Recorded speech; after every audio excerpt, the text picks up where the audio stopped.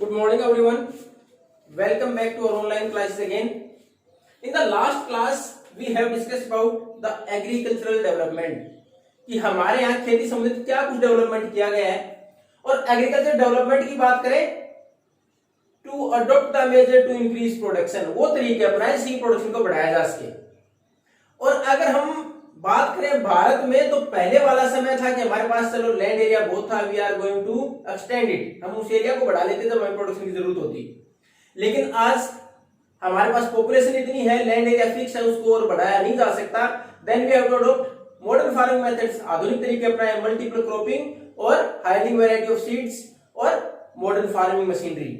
तो हमारे पास ऑप्शन यही बचे थे। अब उसके बाद हमने देखा था कि as compare to other countries हमारी स्थिति क्या है एग्रीकल्चर की। तो हमने फिर एग्जांपल लिया था कि हमारे यहाँ गाजीपुर डिस्ट्रिक्ट उत्तर प्रदेश का आदिलाबाद जगह है, वहां से कौन, मुन्ना लाल एक फार्मर थे, उनका एग्जांपल लिया हमने।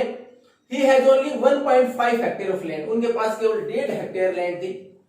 अब देखो लैंड एरिया ही हमारे पास बहुत कम है, उसके बाद इतने छोटे से एरिया के अंदर सारी फैसिलिटीज को डेवलप करना इतना इजी नहीं होता।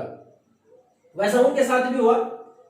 He had to take on rent the tractor to plow, अगर खेती करने के लिए, जुताई करने के लिए उसको ट्रैक्टर की जरूरत पड़ी तो रेंट पर, यानी किसी को किराया देके काम चलाया गया। Then after for the irrigation purpose again he has to take the water on rent from a nearby field or from a nearby tubewells in the field। अब आसपास के खेत में जो ट्यूबवेल लगा हुआ था वहां से फिर पानी के लिए उसको पैसा देना पड़ा। हालांकि फर्टाइल लैंड थी उसकी, उसमें 2 से 3 क्रॉप उगा सकता था और बेसिकली 2 क्रॉप उगा ही रहा था। अब इतना सारा करने के बाद भी उसको अपना गुजारा करने के लिए उसने कुछ मुर्गियां रखी थी, भैंस भी रख रखी थी ताकि डेयरी फार्मिंग का काम भी कर पाए। हालांकि वो सलाह लेता था, कोऑपरेटिव का मेंबर था, सलाह लेता था कि क्या चारा खिलाया जाए जिससे कि प्रोडक्शन मिल्क वगैरह का बढ़ाया जा सके। उसके साथ साथ एक जो सबसे बड़ी प्रॉब्लम थी कि मशीनों की बजाय सारा काम ज्यादातर परिवार के सारे सदस्य मिलकर करते थे। प्रोडक्शन होने के बाद आफ्टर द हार्वेस्टिंग होने के बाद they do not have any storage facility, storage की फैसिलिटी नहीं होती। तो ज्यादातर फार्मर भारत में कैसे हैं, उनको अपना अनाज चाहे कितना ही कम रेट रहे, जैसे ही फसल निकली बेचना पड़ता है। अब हम कंपेयर करेंगे ऐसे ही एक फार्म से, एक फील्ड से, किसके साथ, अमेरिका के साथ। अब अमेरिका की बात करें तो हमारा फार्म साइज कितनी थी मुन्ना लाल की, 1.5 हेक्टेयर। और यहां देखो फार्म साइज, नॉर्मली तो फार्म साइज है वहां, average farm size is more than that of India. भारत से कंपेयर तो बहुत ज्यादा है वहां। एवरेज जो किसान है उसके पास भारत से लैंड एरिया की बात करें तो बहुत ज्यादा है। उसमें भी देखो कि हमारे टिपिकल फार्म की बात करें तो लगभग 250 हेक्टेयर, लगभग 250 हेक्टेयर लैंड एरिया है। अब तो बेसिकली क्रॉप्स उगाई जाती है, हमारे यहाँ कौन सी क्रॉप्स उगा रहा था वो, व्हीट और राइस। क्यों, फॉर देयर सब्सिस्टेंस, अपने जीवन निर्वाह के लिए, अपने गुजारे के लिए। लेकिन वहां देखो कौन सी फसलें, अपने खुद के निर्वाह के लिए, जानवरों के लिए भी, लेकिन ज्यादातर मार्केटिंग के लिए और कॉमर्शियल पर्पज से। अब उसमें corn, soybean, wheat and cotton. तो जो फसलें उगा देखो उसमें केवल व्हीट को छोड़ दें तो 3 फसलें तो ज्यादातर किस पर्पज से हैं, 3 फसलें तो बेसिकली कॉमर्शियल पर्पज से ही है।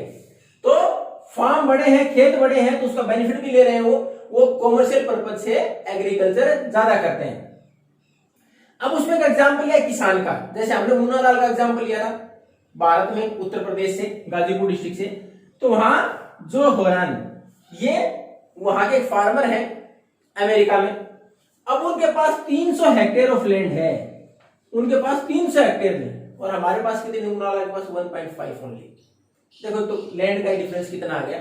अब उसके बाद उसने कौन सी खेती की, कॉर्न की, क्योंकि उसको कॉमर्शियल पर्पज से उगाना था।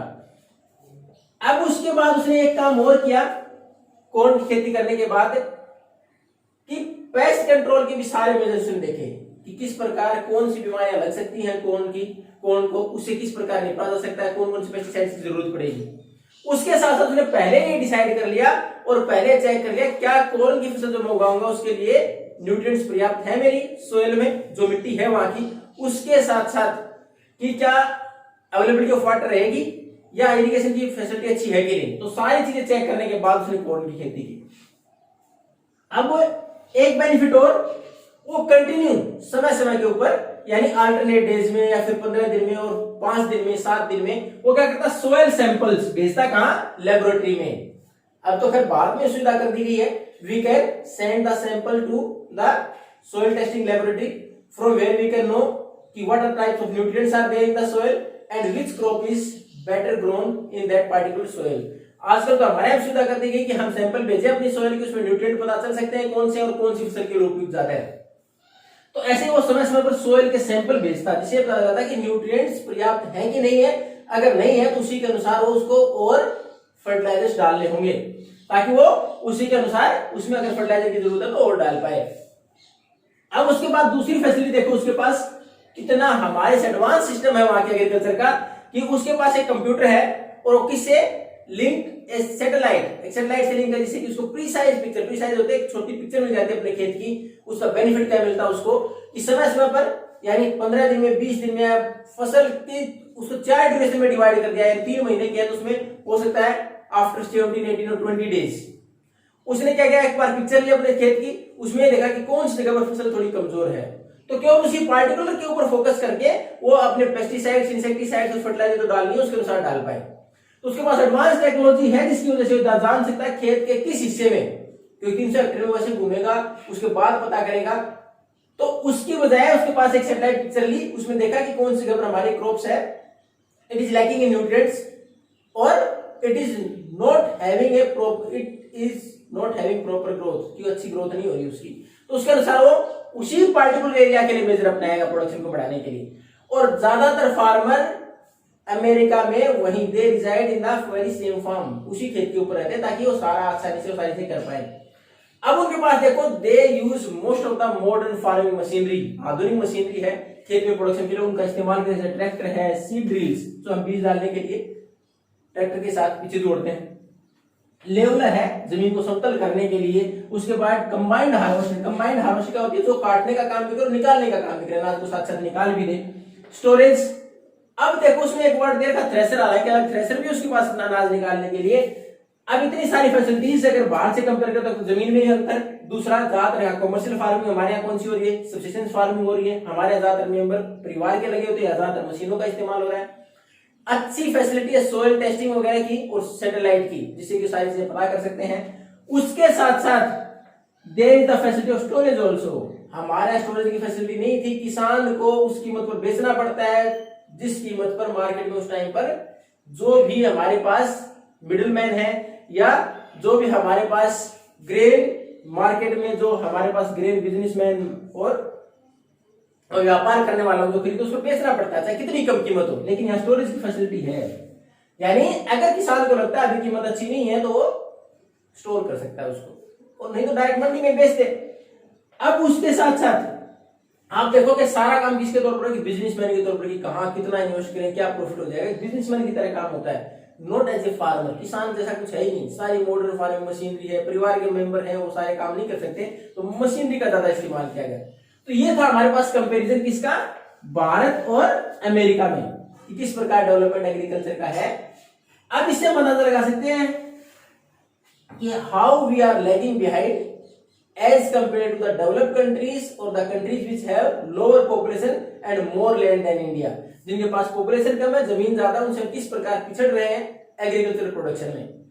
तो ये था हमारा 4th लेसन एग्रीकल्चर का, जिसमें हमने सारा कंपेयर किया कौन कौन सा, कि what are the different type of agriculture, what are the major crops grown in India, what are the different food crops grown in India, what are different fibre crops, beverage crops grown in India, then after which type of farming is done in India, what are the measures adopted for the agricultural development in India, then we compare with America, and there is a huge difference of agricultural development.